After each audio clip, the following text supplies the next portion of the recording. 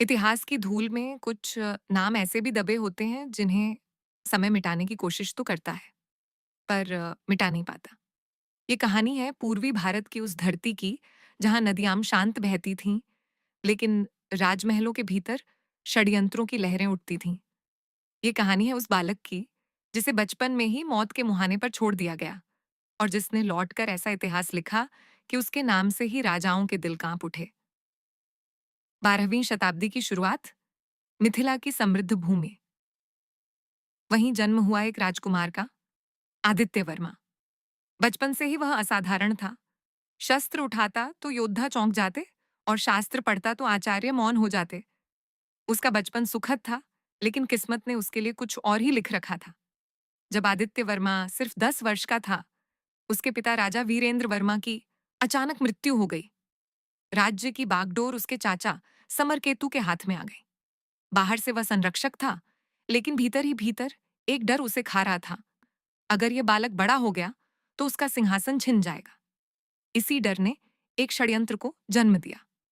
एक रात आदित्य वर्मा को जंगल में ले जाया गया। उसके साथ था सेनापति रुद्रसेन, जिसे आदेश मिला था कि वह बालक को खत्म कर दे। जंगल के बीच आदित्य वर्मा सब समझ चुका था। उसने कुछ नहीं कहा, बस अपनी उंगली काटी और खून से एक पत्ते पर कुछ लिखा।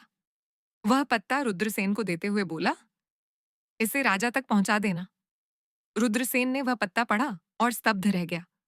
उस रात उसने अपने राजा का नहीं, बल्कि अपने अंतर्मन का आदेश माना।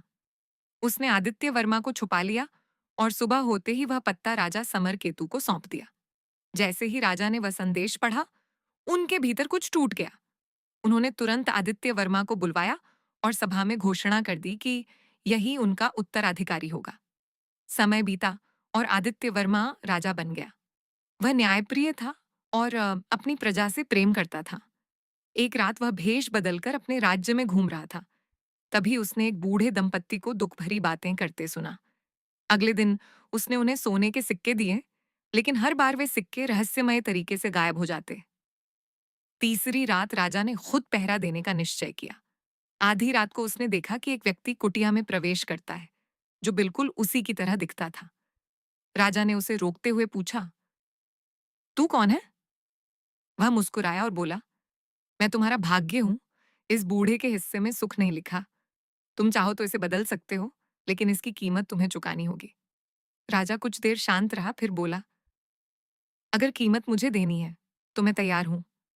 कुछ दिनों बाद शिकार के दौरान उसका घोड़ा बेकाबू हो गया और वह गहरी खाई में गिर पड़ा।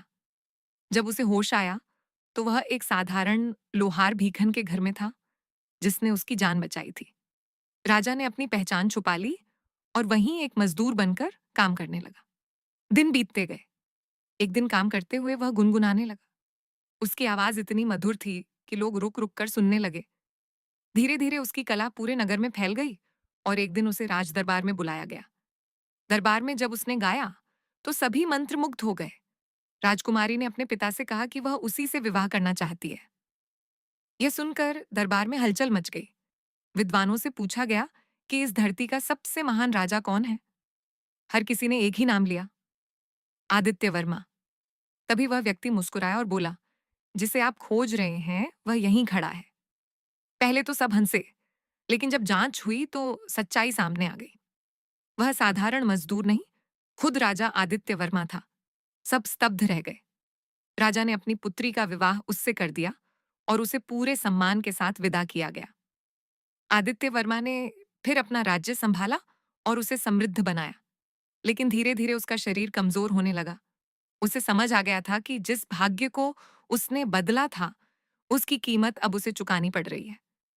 एक दिन वह शांत हो गया, लेकिन पीछे छोड़ गया एक नाम, एक कहानी और एक सवाल। क्या इंसान सच में अपना भाग्य बदल सकता है, या हर बदलाव की एक कीमत होती है?